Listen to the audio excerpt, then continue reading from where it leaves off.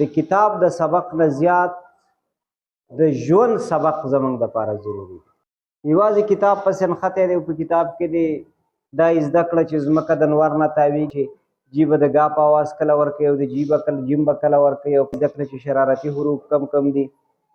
دا خو به تعالی صرف په امتحان کې کامیابي درکړي، پوره سبق دا نه دی. تاسو چې کله مشران قاریږي که نه داسې سبق درله درکړمه چې وایي بیا یاد وساتي. ځکه اے بي سي درته زده کړي، چاله کاپي راواله شه به داسې درته وایي که نه قاریږي درته وایي د غلطو هلکانو سمه ګرځه، ټیم مه خرابوه. سبق دوه قسمه دی، یو د کتاب کې موجود دی او بل هغه دی چې موږ په خپله معاشره کې ژوند څنګه تېروو. او د کتاب د سبق نه زیات اهم هغه سبق دی کوم چې موږ د معاشرې سره ورپکې تړلي یو. نن خبرې کوو ماحول زموږ دپاره څومره ضروري دي او په یو ښه ماحول کې روزلی شوی او لوی شوی ماشوم هغه څومره پورې د معاشرې خدمت شي کولی او د ځان څومره خیال شي ساتلی، او په یو بد ماحول کې روزلی شوی او پاللی شوی ماشوم دا د معاشرې دپاره څومره لوی ناسور دی او د معاشرې دپاره څومره لوی رنځ دی. پوډریان هم لیدلي چېرته ګډ وډ وي، خپلې سپلۍ هم خرڅې کړي، پوډر او نشه یې پې ځان لاغوستي. په جومات کې هم خلک چې سپلۍ رالي نو سایډ ته ږدي وایي پوډریان یې پټوي. د جومات په بیټیانو محاسره نه کوي، د جومات په شیشو محاسره نه کوي. د دې خلکو نه دا دومره لوی رنځ او مصیبت او عذاب ولې جوړ شو؟ ځکه د دې خلکو په ماشوموالي کې صحیح تربیت نه دی شوی. دا چې پیدا شو هغومره مبارکۍ نه یې اخیستې وي څومره چې د یو لوی عالم او د یو لوی پروفیسر او ډاکټر په پیدایش باندې مبارکۍ نه اخیستې شوي دي. دوی چې پیدا شو عمره خوشحالي ورته شوې وه څومره کامیاب انسان ته خوشحالي کېږي، خو چې کله د هغې مناسب تربیت ونه شو هغه په هغه ځای کې وروزل چې هغه د هغه دپاره نقصاني و، نو بیا ترې د یو ښه سړي په ځای باندې څه جوړ شو؟ یو پوډري ته جوړ شو، یو نشهیي ته جوړ شو، یو غل ته جوړ شو، یو ډاکو ته جوړ شو، په پیسو مړي کوونکی ته جوړ شو. ټولو نه زیات اثر چې کوم وي په موږ باندې د ماحول وي. دا د غنمو لونه چې وشو د غنمو کې ملخ لیدلی و چېرته؟ څنګه رنګي د غنمو د ملخ اخره پورې شیني که نه؟ په اخره کې څه خړ شي زیړ شي. ولې؟ غنم چې شنی نو ملخ ورسې شین وي، بیا چې غنم ورو ورو خړېږي نو ملخ ورسه خړېږي، او په اخره کې چې غنم زیړ شي نو ملخ ورسه زیړ شي. ځکه د ده نه تېر چاپېره ماحول رنګ بدلوي نو د ملخ رنګ ورسه خود به خود بدلېږي.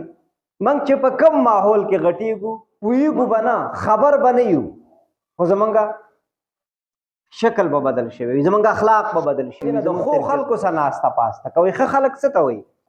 د لوبو ټیم یې معلومي، د سبق ټیم یې معلومي، کنزل نه کوي، ګانو بجانو او د فلمونو او ډرامو شوقمن نه وي. دا خلک ښه خلک دی.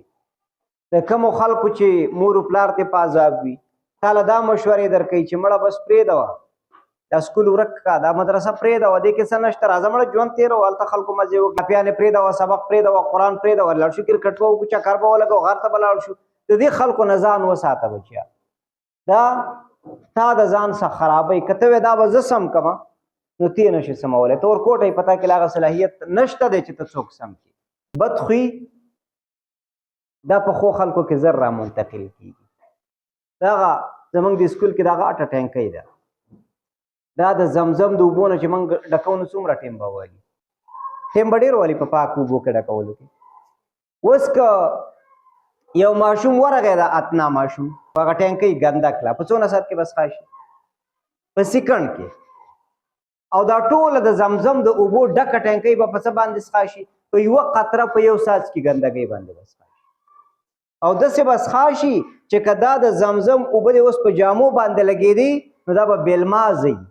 صفایي او تربیت ډېر په قلاره قلاره باندې راځي، ګندګي او تربیت اخیستل ډېر په سیکنډونو کې کېږي.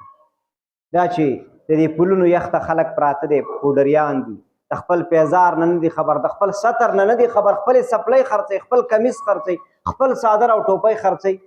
دا ولې زموږ په شان خلک نه اوسه و که نه؟ تربیت یې نه دی شوی. دا د غلطو خلکو سره کېناستل، دا ورو ورو پوډریان شوي دي، دا ورو ورو نشیان شوي دي، اکدم څوک په نشو نه راوړي. د دې وجې نه د هغه خلکو نه بچیا ځان ساتي. د دې دپاره موږ یو مثال ورکوو. دا مې څه ولیکو؟ 1 2 3. څوک څوک وایي چې 1 2 3 دی؟ ټول وایي، بل خو پکې څه نشته که نه. اوس دې ته ګورئ، دا څه دی؟ 1. دا څه دی؟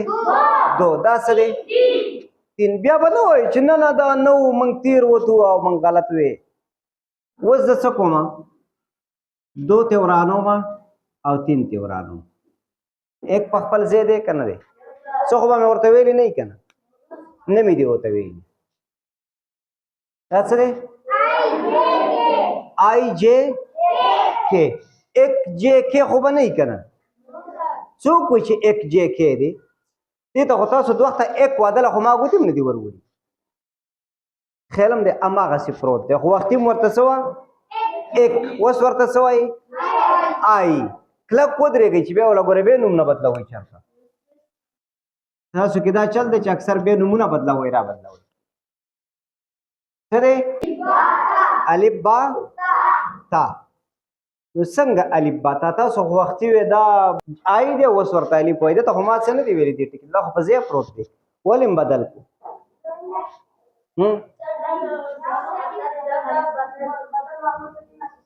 ګډ. اماد زبردست. اماد وایي دا ولا ځکه دا نوم موږ بدلو را بدلو چې مرګري بدلیږي را بدلیږي، ماحول یې بدلیږي را بدلیږي. چې کله د انګریزانو څه تاوېدو نو موږ ورته آیو ووه، ځکه موږ یې ملګرو ته کتل دا چې د کوم چا څه تاوېدو را تاوېدو د هغې رنګ پې ختلی و. اقا نیغه کرښه ده او د جې او د کې څه ملګری و موږ ورته آی ووه. چې کله د 2 د 3 څه ملګری و موږ ورته 1 ووه. چې کله د 2 او د 3 څه ملګری شو موږ ورته الف ووه. دقه شان بچی انسان هم دی. دا چې کوم ماحول ته ځي د هغه ماحول اثر ورباندې کېږي. دا چې کوم ځای ته هم ځي د هغه خلکو نه اثر قبلوي. دې وجې نه دا ستاسو د تربیت وخت دی. د هغه خلکو نه ځان وساتئ کوم خلک چې ستا تربیت خرابوي. خوش قسمته خلک یې چې الله تعالی درله بیک په لاس کې درکړی دی، الله تعالی قلم په لاس کې درکړی دی، الله تعالی کتاب په لاس کې درکړی دی. کچکول یې په لاس کې نه دی درکړی چې په پردو کوڅو کې مو ګرځئ. د هوټل چینک او پیلۍ په لاس کې نه دي درکړي چې تاسو انزل کوئ. بس الله تعالی اراده کړې ده چې ستاسو نه کامیاب خلک جوړوي، ځکه سکول ته راولي، ځکه د قلم کاغذ کتاب او بیگ په لاس کې درکړي. اوس دا ستاسو فیصله چې تاسو د الله تعالی دې فیصلې ته تیار یې که نه یې تیار. دا ستاسو فیصله ده. سړی دی هغه وایي یاره زه سبق نه ویم بس راکوې، نو الله تعالی خو کامیابه او خو د کامیابي نه وه خوښه، نو الله تعالی خو به انسان له اختیار ورکړی دی. د ماحول اثر خو وي. دې وجې نه که څوک په مدرسه کې که په سکول کې د هغه خلکو نه ځان وساتئ چې کوم خلک ښه خلک نه دي.